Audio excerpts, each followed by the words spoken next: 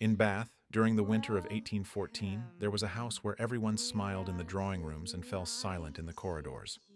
Mrs. Augusta Pemberton received guests with an elegance that deceived any stranger, and her daughters, Charlotte and Beatrice, were presented as the jewels of the season. But no one, it seemed, ever inquired about the third young lady of that house, the one who carried the shawls, retrieved forgotten handkerchiefs, and vanished behind the curtains, as if her very existence were an etiquette error to be corrected.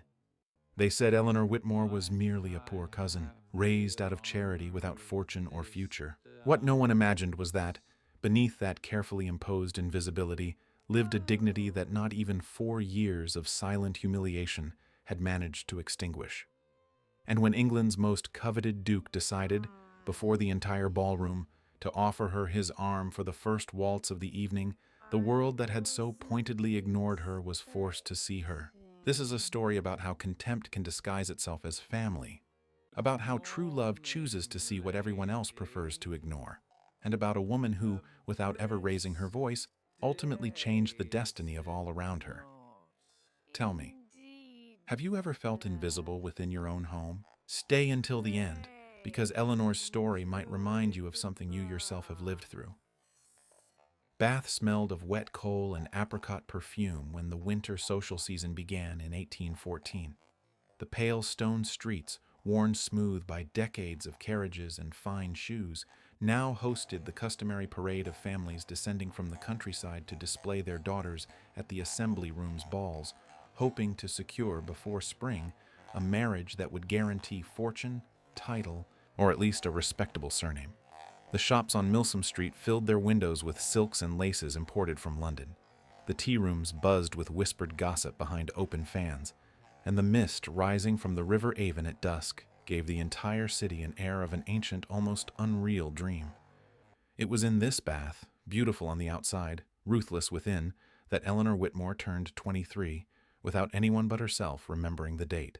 Orphaned 4 winters prior, since the fever that had swept through the county took her parents in a matter of days, she now lived under the roof of the only relatives she had left: her aunt, Mrs. Augusta Pemberton, her late mother's elder sister, and her 2 cousins, Charlotte and Beatrice. Eleanor had light brown hair, which she herself styled into simple braids, without the aid of a personal maid, a luxury reserved for her cousins. Her eyes, a soft amber, rarely lingered on another's for more than an instant, as if meeting a gaze directly were an audacity no longer hers to claim. She had the slightly stooped posture of one who had learned too soon to apologize for taking up space, for breathing too loudly, for existing too much in a house that no longer wanted her. She always wore her cousin's cast-offs, mended dresses, cut in a fashion 2 seasons out of date, in faded shades of grayish brown and earthy brown, which made her vanish among the heavy drawing-room curtains, as if the very fabric conspired to conceal her. The inheritance that was rightfully hers had been consumed by her father's debts, a kind man, but incapable of managing his possessions. And ever since, Eleanor had lived under her aunt's cold charity, fed, clothed, housed, but never, not even by accident, loved. They called her niece in front of guests, but at home, away from prying eyes, she was treated as a sort of gentlewoman's maid. She woke before her cousins to help them dress, followed behind them on their outings, carrying their parasols and parcels, and retired at night to a small garret room, where the cold seeped in through the window cracks, and no one ever ordered a fire to be lit before she herself did so. The Pemberton residence, on Royal Crescent, was a house that impressed from the outside and chilled from within. Its pale stone facade, with symmetrical columns and tall windows, proclaimed wealth to passers-by. But the rooms where Eleanor truly lived told another story. Her room was on the topmost floor, beside the servants' quarters, in a space that had once served as a storage room and which Augusta had ordered to be adapted, a word that, in practice, meant merely a narrow bed, a trunk, and a window whose cracks shamelessly admitted the icy winds of the English winter. Downstairs, in the reception rooms, everything was crimson velvet and polished marble. Damask wallpaper, imported from France, covered the walls, and portraits of Pemberton ancestors, who were not, technically, Eleanor's ancestors, observed from above, like silent judges of a dispute she had never been invited to join. On cold mornings, It was Eleanor who descended first to light the drawing-room fires before Augusta and her cousins awoke. And it was she, too, who, at night, extinguished the last candles before climbing, in darkness, the 3 flights of stairs to her room. No one asked her to do this directly. They didn't need to. Augusta's silence, Charlotte's sidelong glance, were enough for Eleanor to understand, without a single word being spoken, precisely her place in that house. And yet, there was something in her that poverty and contempt had failed to corrode, a silent, almost stubborn dignity that refused to be entirely bowed. She did not weep before others. She did not beg. When Charlotte called her the gray cousin in front of guests, Eleanor merely lowered her eyes and continued with her task, as if the words slid off her without finding purchase. It was this quality, invisible to her aunt, but perceptible to those who knew how to look, that, months later, a man would notice before anything else.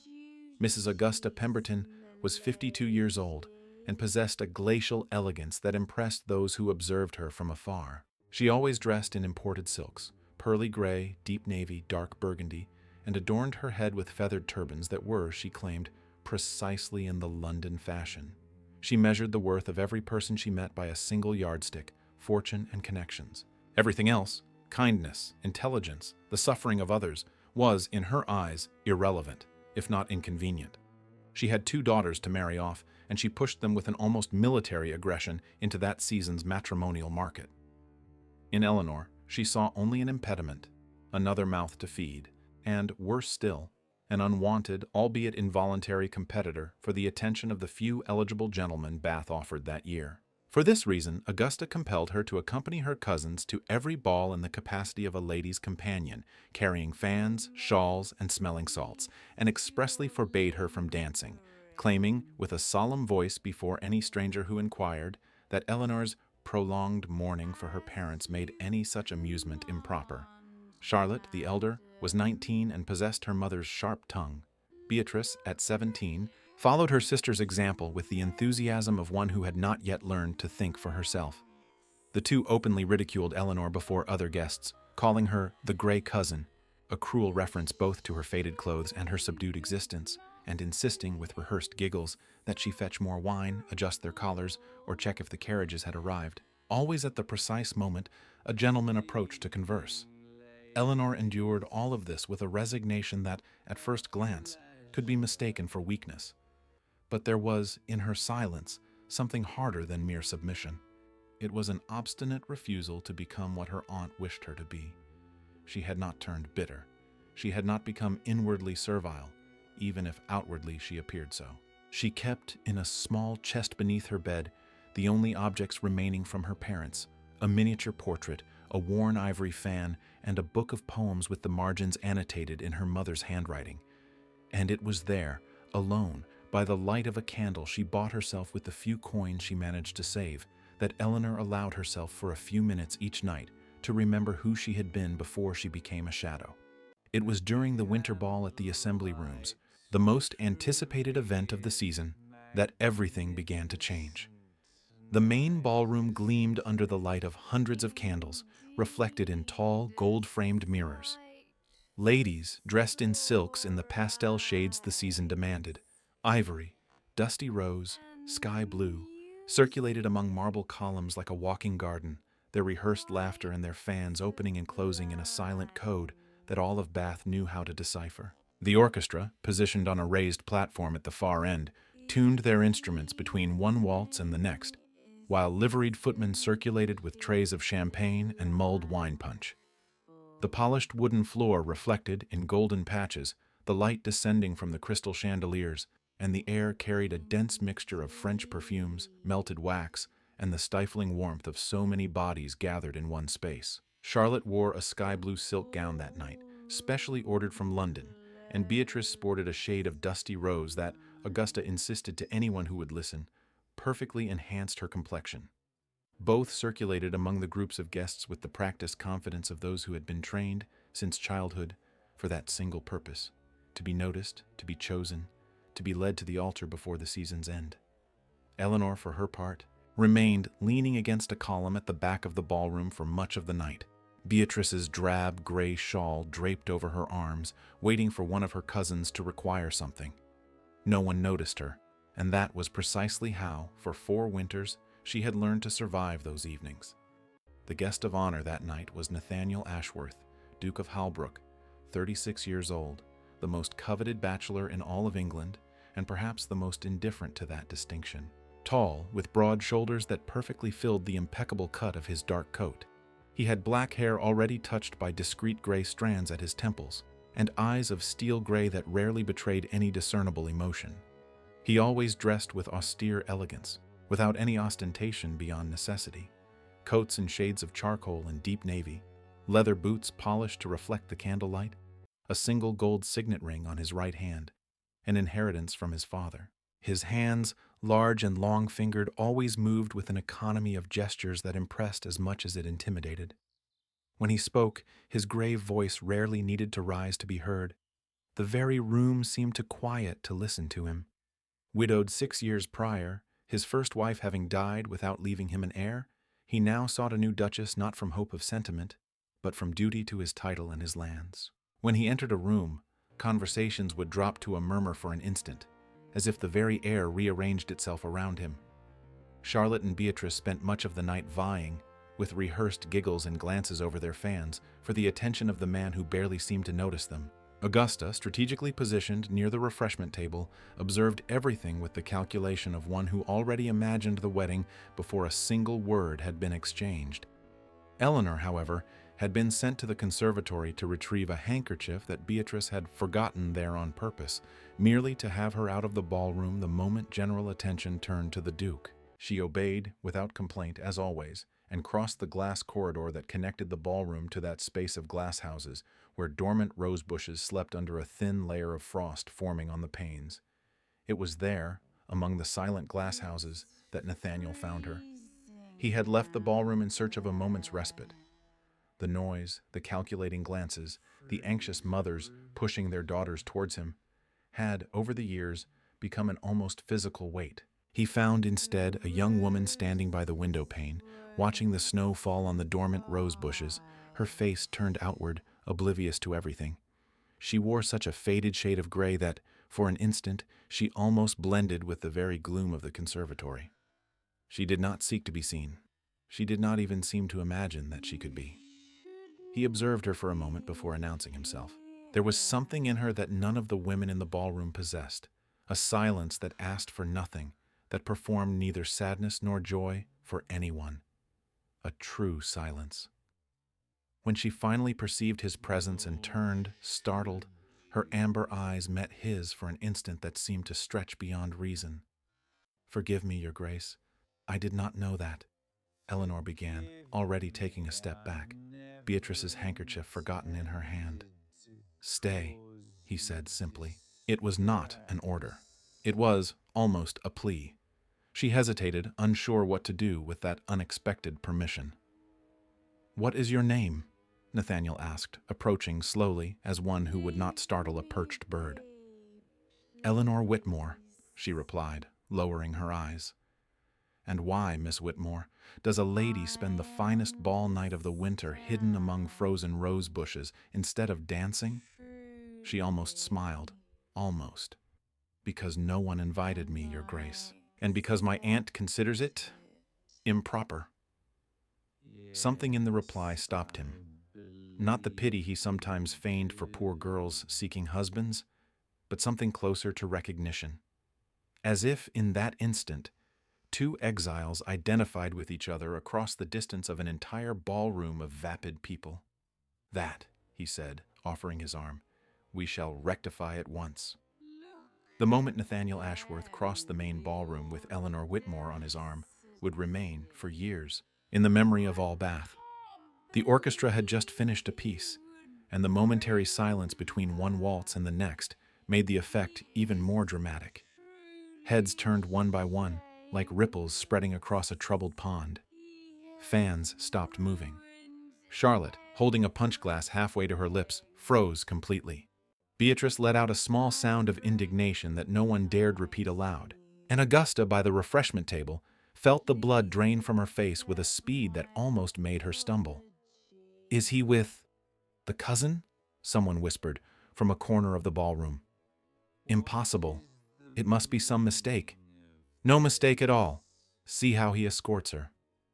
Nathaniel stopped in the center of the ballroom before the orchestra and bowed formally before Eleanor, requesting the first waltz. She hesitated, fearing for one terrible instant that this was merely a cruel jest of fate, an even greater humiliation lying in wait before the night was over. But his eyes, firm and without any trace of mockery, told her it was no jest. She accepted his extended hand. They danced, and for 3 minutes that seemed to last a lifetime, Eleanor Whitmore ceased to be the mousy cousin and became, in the eyes of the entire ballroom, a woman a duke had chosen to notice. Augusta tried to intervene before the waltz ended, approaching with a forced smile and the ready excuse that her niece certainly needed rest, given her delicate state of health. Nathaniel, without altering his tone, replied simply that a lady under her own family's roof should never be treated as a servant in his presence, and the phrase, delivered with the quiet authority of one who needs not raise his voice to be obeyed, silenced Augusta completely before dozens of witnesses. In the weeks following the ball, Nathaniel visited the Pemberton residence with a frequency that set all of Bath abuzz. He always arrived with some pretext. A book of poems he had chanced to remember was to Eleanor's taste, an invitation for a carriage ride through the frosty gardens, a polite inquiry regarding her health, and, invariably, he would ask for her before anyone else in the household. Augusta, who had at first attempted to redirect that attention toward Charlotte, soon understood that the Duke was not there by mistake, nor out of mere generic courtesy. What she felt then was not joy at the prospect of a well-married niece, but pure panic. If Eleanor were to become a duchess, the years of quietly diverted allowance, the ill treatment disguised as charity, all of it would risk coming to light. It was then that the sabotage began, and it was neither indiscriminate nor so subtle as to escape the notice of one who knew where to look. Augusta began to spread, in every tea salon and during every social call, carefully planted remarks that Eleanor had been unstable since the death of her parents, that her melancholy made her unsuitable company for any man of position, that she was likely manipulating the Duke's natural kindness to escape her dependent status. She invited the parish vicar for a visit of Christian charity, suggesting that Eleanor required spiritual guidance to properly manage her grief, a visit that, in practice, transformed into a veiled interrogation of her conduct and intentions. It did not stop there. One afternoon, taking advantage of the Duke having sent a note inviting Eleanor for an outing, Augusta intercepted the message and replied in her niece's name, declining the invitation under the pretext of a sudden indisposition, hoping that, without any reply, the Duke's interest would simply cool on its own. When Nathaniel appeared in person, days later, to inquire after Eleanor's health, he found her perfectly well, without any indisposition, and understood right then and there that something was being manipulated against her. Eleanor, for her part, lived torn between a hope she barely dared to name and the deeply rooted fear that it was all, in the end, merely pity disguised as interest. Or worse, yet another cruel game from which she would emerge, as always, humiliated. When her cousins accused her of schemes to ensnare the Duke, she did not reply. But at night, alone in her attic room, she would cry softly, her head buried in her pillow, so no one would hear her doubt herself. There were nights when she would open the small trunk beneath her bed and take out the miniature portrait of her parents, wondering in silence what her mother would say if she saw her now, whether she would approve of that fragile hope that insisted on growing in her breast, or if she would reprimand her for trusting too much in a world that had, so many times, taught her to expect nothing from anyone. She had no answer, only the portrait, still and silent, and the wind rattling against the ill-fitting window, reminding her, each winter, just how alone she truly was. It was on one of those nights of silent doubt that for the first time, Eleanor decided not to wait for life to come to her. She penned a short note, just 3 lines, with no signature beyond her initials, asking if they might speak again in the library. She did not know if she would have the courage to send it, but she did. It was on one of those afternoons of doubt that Nathaniel found her in the library of the Pemberton residence itself, a room rarely used, whose shelves of dark leather-bound books had slumbered for years untouched. The afternoon light streamed obliquely through the tall windows, illuminating the dust suspended in the air like tiny, silent galaxies. He found her seated by the window, her face stained with tears. She was trying, unsuccessfully, to hide behind an open book on her lap. "Forgive me. I ought not to have," she began, rising quickly, the book nearly slipping to the floor. "Stay," he said, repeating the same word from the night of the ball. She hesitated, but did not retreat. "What troubles you, Eleanor?" he asked, approaching slowly, maintaining a respectful distance. For a long moment, she did not reply.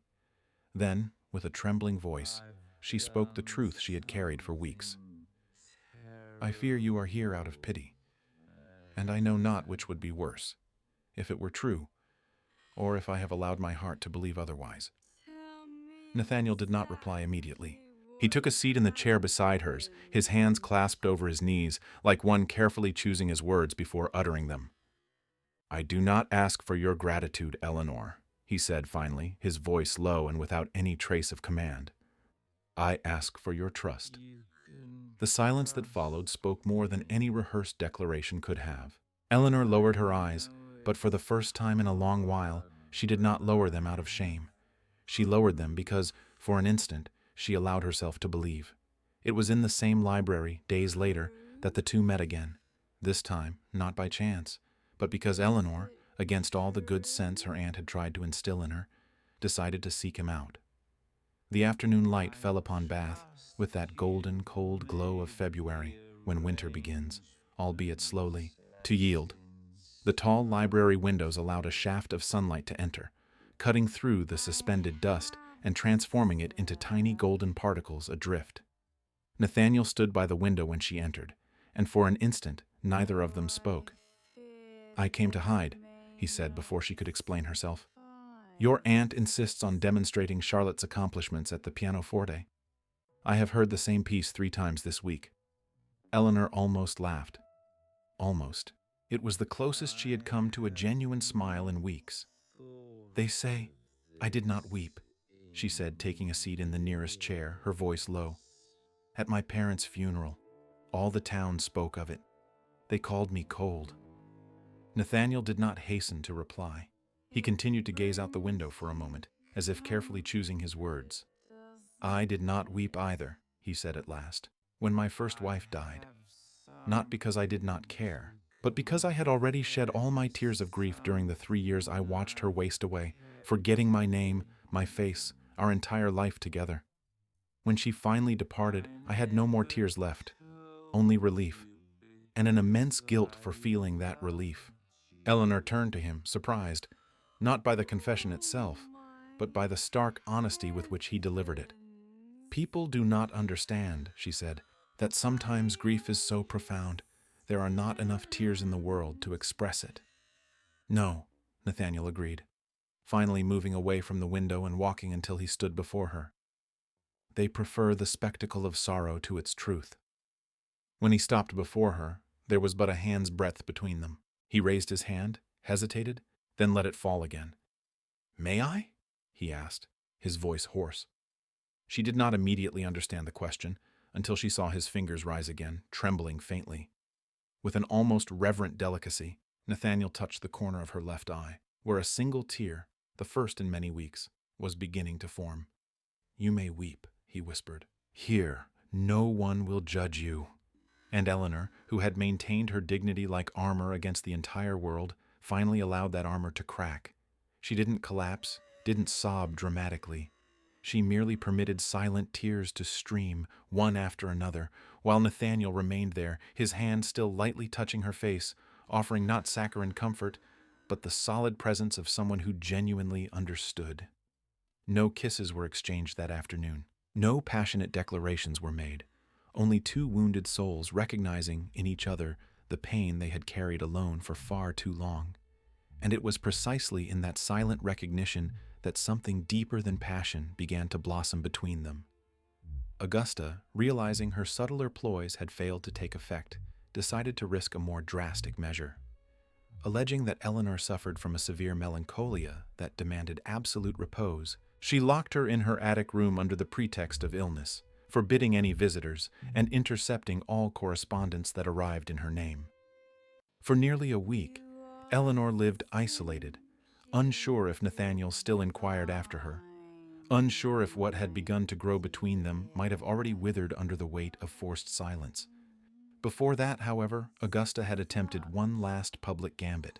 She had organized an afternoon tea, gathering the most influential ladies of Bath, under the pretext of celebrating Charlotte's imminent engagement to a newly arrived officer, an engagement that, in reality, had not even been proposed. In the midst of conversation, before a dozen guests settled in upholstered chairs around tea trays and scones, Augusta mentioned, with a glacial smile, that certain young ladies, regrettably, learn early to use the compassion of others as an instrument, and that she sincerely hoped the Duke of Halbrook was not being deceived by a feigned sorrow. The silence that followed was heavy. Eleanor, seated in a discreet corner of the room, felt her face burn, but kept her hands calmly clasped in her lap, her teacup untouched before her. "Are you referring to anyone in particular, Aunt Augusta?" she asked, her voice low but firm. The first time, in 4 years, she had dared to answer such a provocation in public. Augusta hesitated, taken aback by the direct question. "I refer, my dear, to a general observation on human nature." "Then you must forgive me," Eleanor continued, "if I say that I have learned, in this house, more about pretense by observing others than I ever needed to practice it myself." One of the older guests, Mrs. Whitfield, a colonel's widow known for her blunt tongue, let out a short, approving laugh before raising her teacup in an almost celebratory gesture. The comment flew through the tea rooms of Bath in the following days with a speed that Augusta could never contain, and for the first time, it was she who found herself forced to smile through gritted teeth before guests who no longer looked at her with the same deference as before. It was a housemaid, Sarah, the only person who had always treated Eleanor with some discreet kindness, who, risking her own employment, managed to deliver a note to the Halbrook residence, informing the Duke of what was happening. Nathaniel did not wait for an invitation. He arrived at the Pemberton residence the following morning, demanding, with an icy calm that made even Augusta take a step back, to see Eleanor immediately. Faced with her aunt's initial refusal, he declared, with a voice he rarely raised but that carried enough weight to silence any room, "You may explain to the Society of Bath why you have locked your own niece away for an entire week, or you may allow me to see her now. The choice, Mrs. Pemberton, is entirely yours." Augusta, realizing she had lost that battle, relented. When Nathaniel finally found her, Eleanor was pale, but not broken. There was, in her eyes, something new.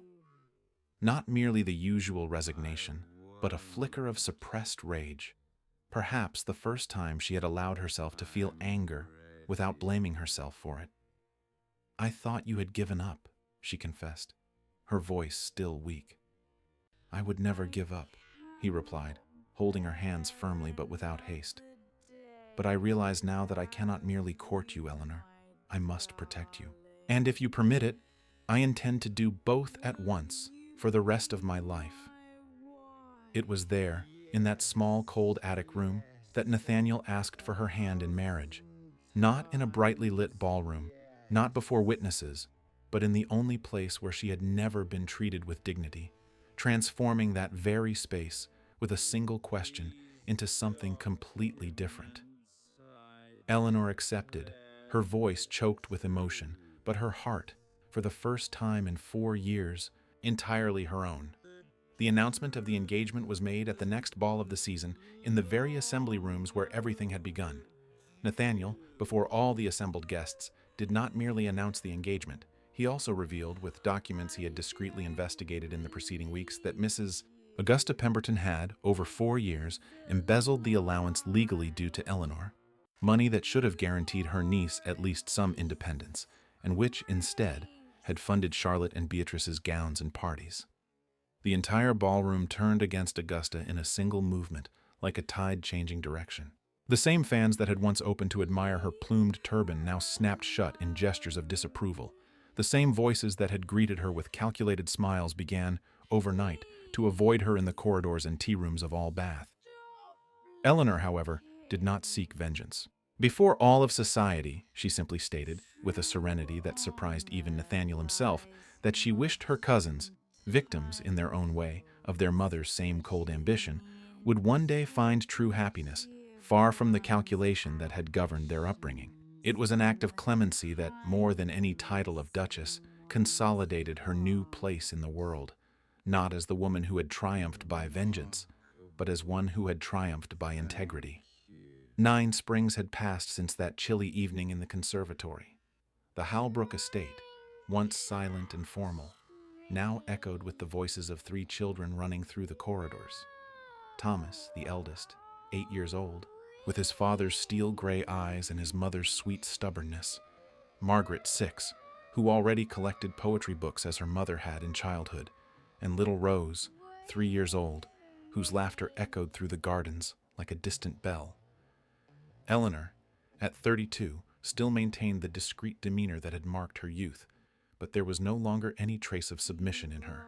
With her husband's unconditional support, she had founded a shelter for young women without dowries or families, young women exactly as she had been 4 winters ago, guaranteeing them not only shelter and sustenance, but education and a path to the independence that had been denied to her for so long. The young women of the shelter affectionately called her Her Grace, the Duchess of the Forgotten, a title Eleanor held with more pride than any crown. Nathaniel, at 45, now had entirely gray hair, but the gaze that had once been icy had softened with the years, especially when it rested upon his wife and children. He remained the same man of few words, but those who knew him well could recognize, in his silence, a different kind of silence than the one he had carried before meeting Eleanor. Not but the silence of genuine peace. On winter evenings, it was common to find Nathaniel seated by the library fireplace, the very library where everything had begun, now renovated, with new bookshelves and comfortable armchairs by the fire, reading aloud to his children the same poetry books he had once sent Eleanor as a pretext to visit her. Thomas already displayed his father's grave sense of responsibility. Margaret had inherited her mother's love for words, and Rose, the youngest, seemed to have somehow received the easy laughter that Eleanor had lost in childhood, and that now, finally, she rediscovered through her daughter. Augusta Pemberton lived in isolation in a small, modest house in the countryside, far from Bath, forgotten by the very society that had once courted her attention. Charlotte, estranged from her mother after years of disagreements over lost money, had married modestly a country clergyman, and Beatrice remained unmarried, caring for her mother in a solitude that no fortune could ever buy back. It was said, in the few tea rooms that still received news of them, that Augusta spent her afternoons by the window, watching the empty road, as if still awaiting guests who would never arrive. Eleanor, learning of this through others, felt only a distant sadness, not joy at her aunt's downfall, but the silent recognition that cruelty in the end always reaps its own solitude as its fruit. The Society of Bath, for its part, never forgot the story of the overlooked cousin who became a duchess through integrity, not artifice, and the tale came to be cited discreetly whenever a family attempted to treat a poor relation with disdain disguised as charity, a silent reminder that true nobility was never in the title, but in the character. The estate's conservatory, once a simple glass room to protect rose bushes from the cold, had, over the years, become the family's favorite place, the spot where Nathaniel and Eleanor sat together at dusk, where the children played hide-and-seek among the potted plants, and where, in silence, the two still occasionally exchanged the same look they had shared on that first frosty night so many winters ago. One spring afternoon, as she watched her 3 children play among the rose bushes Nathaniel had planted years earlier in memory of that first night in the conservatory, Eleanor felt, for the first time in her entire life, a sense of completeness that no word seemed capable of fully naming. Nathaniel approached from behind, gently placing his hands on her shoulders, and the two remained there, in silence, watching the garden bloom under the sun that, after so many winters, finally seemed to have found its rightful place in the sky. Sometimes, life strips us of everything we consider safe, a home, a place in a family, the promise of a future. This is what happened to Eleanor, judged, diminished, and rendered invisible by people who should have protected her, simply because her existence was an inconvenience to others' plans. But in the midst of that darkness, she chose to keep her dignity intact, even when no one seemed to notice. And it was precisely this silent choice that, in the end, changed not only her destiny, but that of a man who no longer believed he was capable of loving again, and of an entire society that needed to learn that a person's true worth was never in their fortune or their position. This is not just a love story. It is a story about how silent dignity can be more revolutionary than any shout, about how true respect is worth more than any inheritance, and about how a woman who refused to become bitter ended up teaching everyone around her the true meaning of deserving to be seen. Eleanor did not have to beg to be loved. She did not have to transform into someone else to be noticed. She simply remained true to herself, even when it cost her years of solitude, and that, in the end, is why her ending was the most deserved of all. Perhaps you know an Eleanor in your own life, a friend, a sister, or even yourself at a time when the world seemed to decide, without consulting you, what your worth was. If this story reminded you of someone like that, perhaps it's a good time to remind that person that they too deserve to be seen. If this story touched your heart, tell me, what did you feel? Was there a scene that moved you most? A phrase you'll carry with you? And if you've made it this far, type the word dignity in the comments. That way, I'll know you stayed with Eleanor until the end, and that, like her, you believe being truly seen never depends on what you have, but on who you truly are. Don't forget to like this video, subscribe to the channel if you haven't already, and share this story with someone who needs to remember that being invisible to others never means lacking worth. And if you enjoy intense stories, full of emotion and truly transformative loves, check out the other narrations I'm linking here. I'm sure you'll fall in love with them too. Thank you for being here with me. I'll see you in the next story.